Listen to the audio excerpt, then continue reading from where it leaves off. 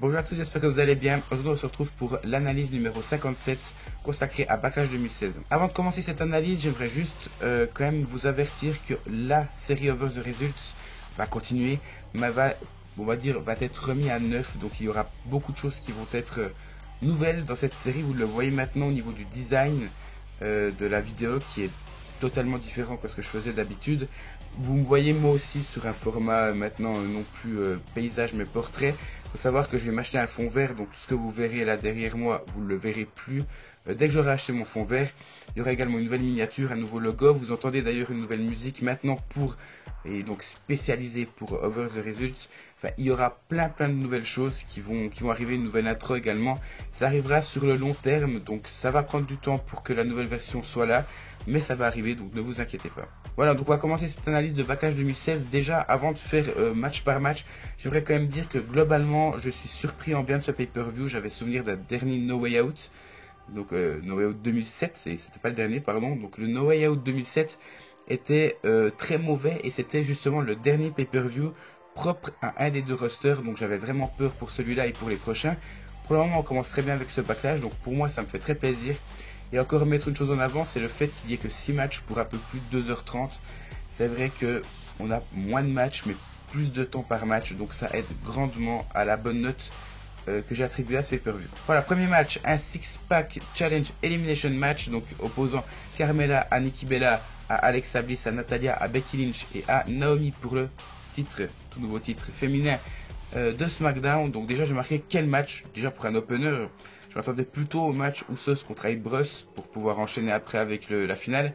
Finalement pas du tout, ils ont pris un risque en mettant les femmes en premier et ça a bien marché. Franchement je pense que sans trop vouloir m'avancer, on peut dire que c'est le match de l'année dans le main roster, très clairement c'est pas compliqué.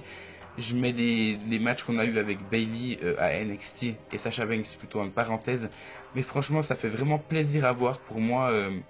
Voir ce genre de match-là, c'est vraiment bon. Surtout qu'on a un peu plus de 15 minutes, je crois, de match pour des divas. C'est incroyable, c'est très rare. Ensuite, j'ai marqué un gros point positif, c'est le système d'élimination qui fait beaucoup dans ce match-là. Si c'était juste un six-pack challenge avec dès qu'il y a un premier tombé, le match se finit, ça aurait été décevant. Mais j'ai souvenir, et encore une fois, alors ça date de 2010 ou 2011, un six-pack challenge avec Wade Barrett. Et c'était Sheamus le champion, je crois, ou Randy Orton. Et Sheamus était devenu, il me semble, champion par la suite. Et où là, c'était déjà un match à élimination. Donc vraiment, c'est un gros plus pour le six-pack challenge. Et ça fait plaisir. Un point négatif maintenant, c'est qu'il y a pas mal de botch. Pour moi, ça ne passe pas. Et j'ai en tête le segment entre Natalya et Naomi qui n'arrivait pas à se faire passer en dessus de la troisième corde. Voilà, c'est ce genre de petits détails. Il y en a eu pas mal durant le match. Celui-là, c'est le plus gros et moi, ça m'a déplu. Et encore un autre point négatif, c'est Carmella. Je n'aime pas du tout ce qu'elle dégage, même si c'était légèrement mieux que d'habitude. Pour moi, ça passe pas. Et donc, victoire de Becky Lynch après Carmella. Donc, les éliminations, c'est d'abord Alexa Bliss éliminée, puis Naomi, puis Natalya, puis Nikki Bella, puis Carmella par Becky Lynch. Je marquais que c'était vraiment un très bon match. Becky Lynch mérite d'être championne, ça me paraît logique. Donc j'ai mis la note de 8,5 sur 10. Deuxième match, les Usos affrontaient les Bros, donc dans la demi-finale des perdants, si on peut dire ça comme ça, c'est une sorte de deuxième chance. J'ai marqué que le match était plaisant. J'aime beaucoup l'énergie de Mojo Rawley et Zack Ryder et la nouvelle attitude des Usos, donc en heel, pour moi ça passe beaucoup plus. C'est plus sobre, c'est plus travaillé, c'est plus lent pour moi. J'aime beaucoup les voir fuser partout, faire le Usos. C'était devenu un peu chiant avec les années. Donc pour moi, quand même, je tiens à dire que ça me fait plus plaisir de les voir comme ça. J'ai marqué que le temps était correct également et que ça valait le coup d'avoir un match en plus. Mais j'attendais, ça n'est pas arrivé, mais j'attendais Jason Jordan en finale pour coûter le match aux Usos. Ça m'aurait fait plaisir et j'aurais trouvé ça logique.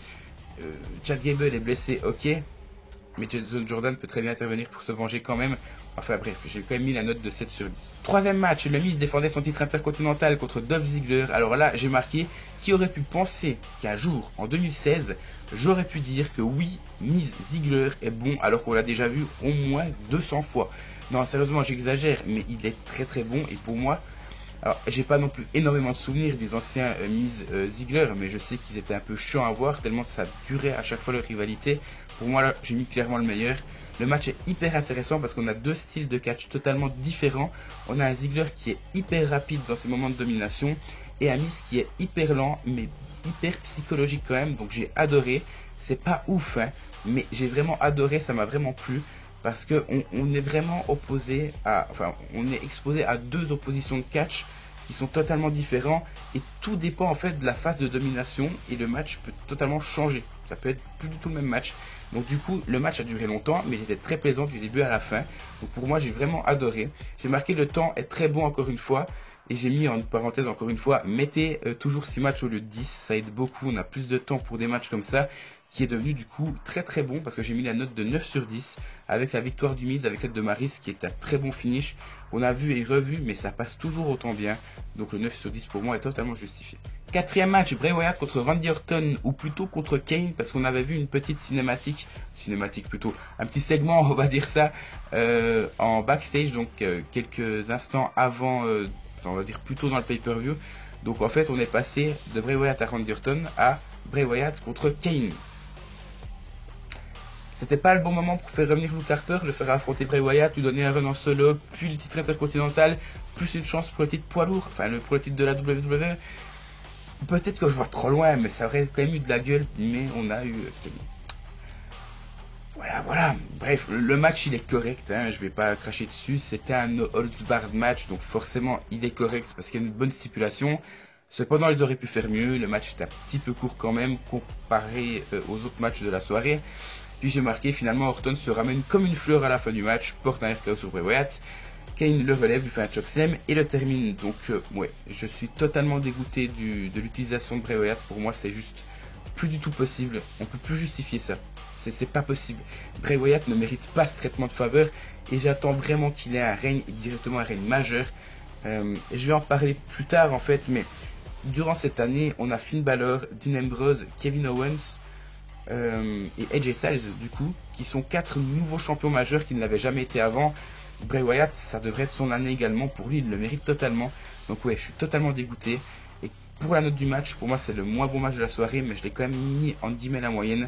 J'ai mis 6,5 sur 10. Cinquième match, donc la finale du tournoi pour couronner les nouveaux champions et premiers champions par équipe de SmackDown. Donc Heath Slater et Rhino affrontaient les Usos. J'ai marqué un bon petit match qui sera plus marqué par le résultat que par le match en soi, en lui-même. J'ai marqué il est correct, sans botch, un peu court, mais encore une fois, j'adore le nouveau comportement des Usos, donc je tiens vraiment à mettre ce point-là en avant. Les Usos sont beaucoup plus intéressants comme ça. Pour moi, c'est un renouveau, un vent frais pour cette équipe-là, qui me font à nouveau plaisir alors que j'avais perdu foi en eux depuis bien longtemps. Donc très très bon point. Un défaut par contre, le match était bon, comme j'ai dit, il n'est pas ouf. Pour moi, ça aurait très bien eu sa place à SmackDown dans un main event, pourquoi pas. L'enjeu fait tout, hein, parce que sans enjeu, ça passe clairement pas pour moi. Il n'y aurait pas de suspense, on s'en foutrait presque un petit peu. Mais il y a une petite déception en plus de ça, c'est le fait que dans l'équipe Heath Slater et Rhino, c'est toujours Rhino qui a les grosses phases de domination. À chaque fois qu'Heath Slater est sur le ring, ça dure très peu de temps avant qu'il se fasse dominer. Et on l'a vu à la fin, Heath Slater a commencé à dominer, il a fait un neck breaker sur chacun des Usos. Et moi en fait c'est ça que j'ai envie de voir plus souvent avec Heath Slater, parce que ça passe avec moi, c'est très crédible, ça passe avec le public. Il faut que Heath Slater domine un peu plus ses adversaires, qu'il soit de plus en plus crédible. Peut-être que ça se fera sur le long terme, mais pour moi il doit être crédible. Donc c'est ma petite déception sur ce match là. Et puis j'ai mis la fin du match est ultra plaisante avec le sacre de Heath Slater et Rhino, les premiers champions par équipe de SmackDown.